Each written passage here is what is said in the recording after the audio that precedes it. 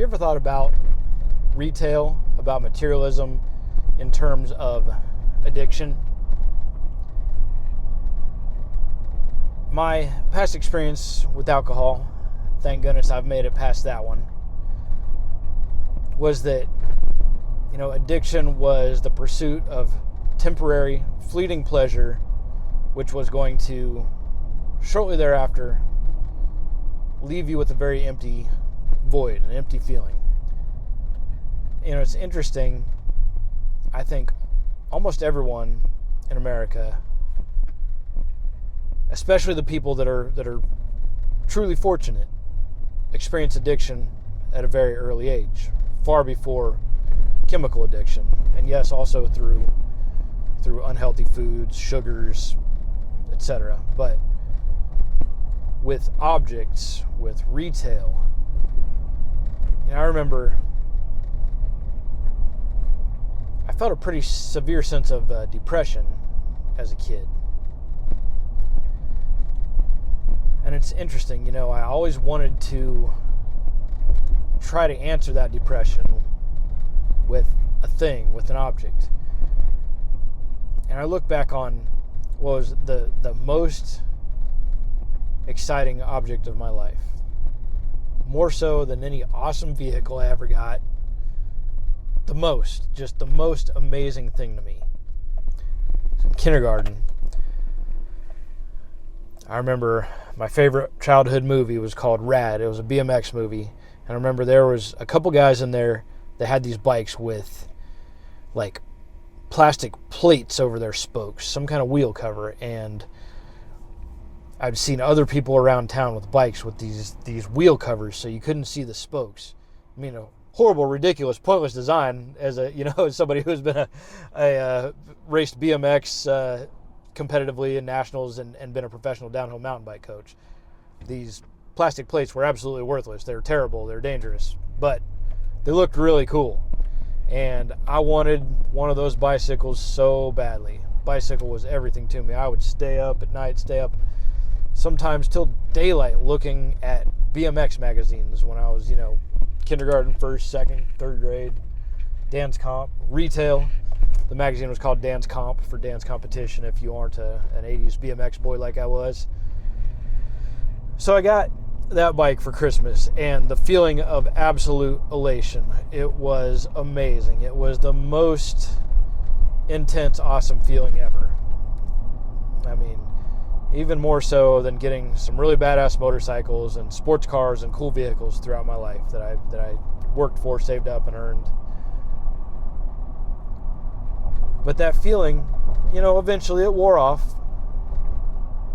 Eventually the bike got old, got beat up, plastic wheel covers got cracked, and getting the next bike felt good for a little bit, not as good as that one. And then that bike eventually ended up getting sold off, traded off. And through life, especially in my time growing up, I don't want to go that way. Especially in my time growing up, we had some presidents and some politicians and some industry that basically let the cartoon entertainment industry be 30-minute advertisements for plastic toys, for Transformers, Ninja Turtles, G.I. Joes. And I bought into it like every other kid. Oh, we got to have these action figures. We got to have these toys. These toys will make us happy. But they never did. They were cool for a minute. Kind of like getting yourself drunk or high. It makes you feel good for a little bit. And then you end up feeling worse right after. And you can't ever fill that void that you were trying to fill with that substance, with that object, with that unhealthy relationship with a person you don't need to be spending time with or hooking up with. And as we start to consciously recognize these things, once you know it, you can't unknow it. It becomes such an amazing thing. If you can recognize this and see how unfulfilling your material desires are, how much of an addiction they truly are, it doesn't mean not to have or like objects altogether, but it does mean to stop valuing them more than you value your freedom, your financial sovereignty, your ability to truly build an amazing life. Desiring to have something faster by financing it and trading valuable hours, months, and years of your life to pay interest on this thing that by the time you have it paid off, it won't even make you feel good. You won't even be achieving any of this emotion you're pursuing. You know, I've really come to embrace minimalism.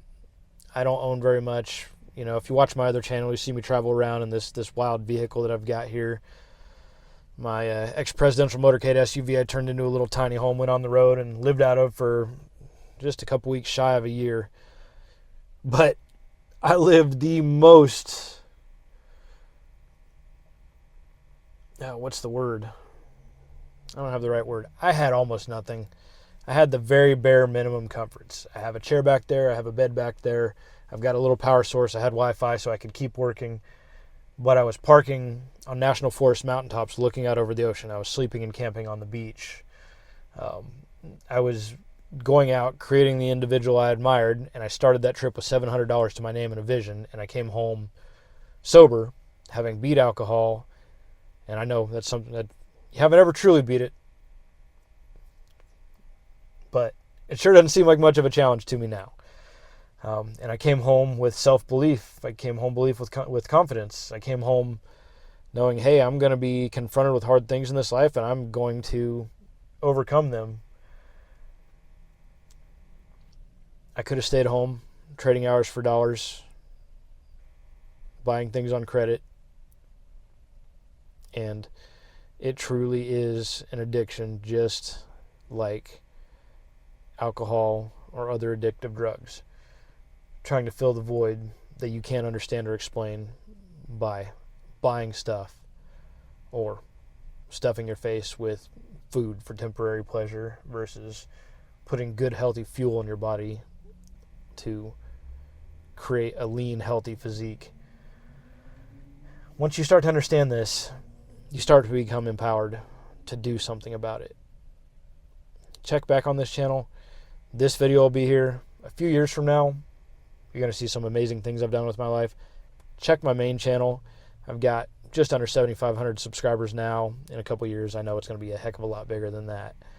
And you'll see where I started. You'll see Fat Drunk Loser Mike that worked his ass off, had self-belief, and overcame a bunch of challenges, and didn't let materialism keep me from pursuing the best version of myself. So next time you feel a strong material desire, and especially if you want to get that object faster by doing it with debt, if it doesn't serve a purpose, understand that that object doesn't serve you. And the best thing you can do to serve yourself is save your money, get yourself ahead, create the freedom that you know you desire in your life. Take care. Finally got through all the traffic. I'm going to go spend my one day out of once or twice a month where I'm going to go work in a public lounge, not drink, instead of just working in my little hermit hole where I happily pursue my future, knowing that the work I'm doing now is the cost I have to pay for my next amazing adventures and the next cool things that are going to come to fruition for me. Guys, pursue your dreams and vision. Do amazing things with your lives. Stop wasting money and time. Stay sober. Work out. Love yourself. Peace out.